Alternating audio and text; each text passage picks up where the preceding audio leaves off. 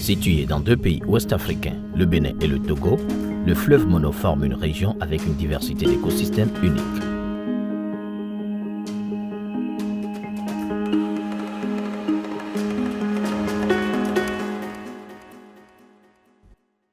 Dès le matin, Cyprien le chasseur arbore son accoutrement, prend son fusil et part à la recherche de gibier.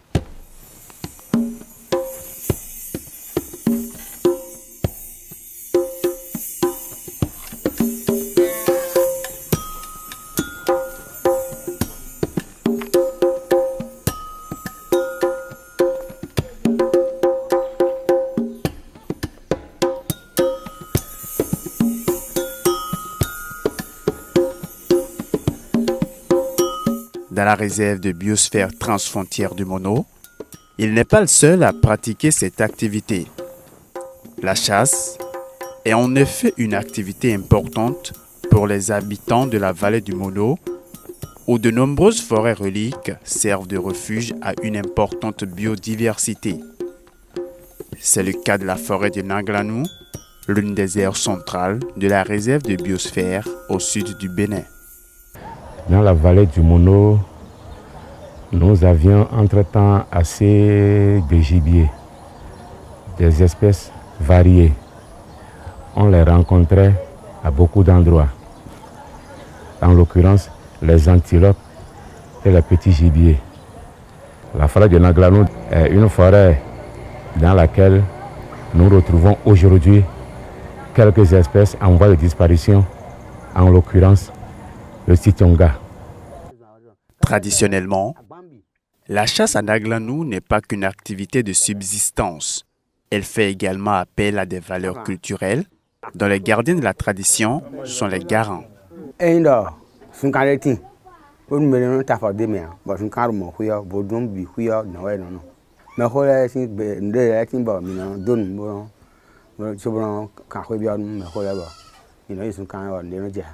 Pour préserver les ressources naturelles de la forêt de Naglanou, les populations qui en bénéficient au quotidien se sont regroupées en une association de gestion des ressources naturelles. Cette association, appelée Alochon Aveji, qui signifie protection de la forêt, a ensuite acquis le mandat de la gestion de la forêt de la part des administrations territoriales et nationales. Dans ce cadre, les chasseurs se sont organisés depuis 2015 pour mieux gérer les ressources forestières. Aujourd'hui, nous sommes devenus des chasseurs spéciaux. Pourquoi? Parce que je sais que quand je vais à l'embrousse aujourd'hui, l'animal qui a les cornes sur la tête, ça je peux dire que c'est un animal qui est mâle. Aussi, l'animal mâle que je connais, je suis en train de dire maintenant, si sa corne est longue, je sais que c'est un animal qui est adulte. Les juvéniles, leurs cornes ne sont pas bien sorties. Mais autrement dit, aujourd'hui, nous avons banni complètement la chasse sur ces animaux dont je parle de cornes.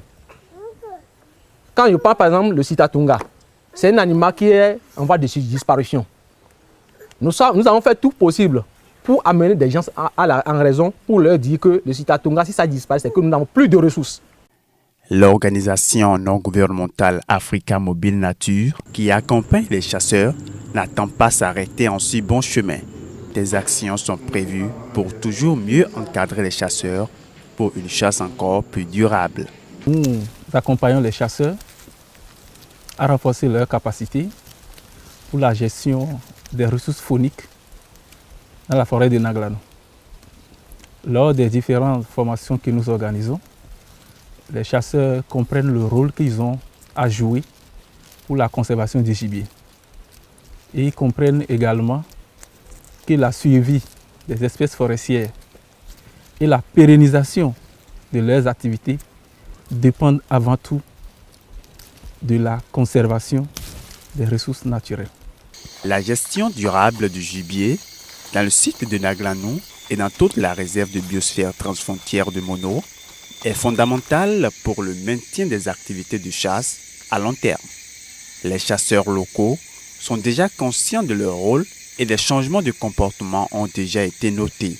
À moyen terme, ces changements de comportement permettront que la chasse ne présente plus une menace pour la faune sauvage, mais plutôt une opportunité pour sa génération durable.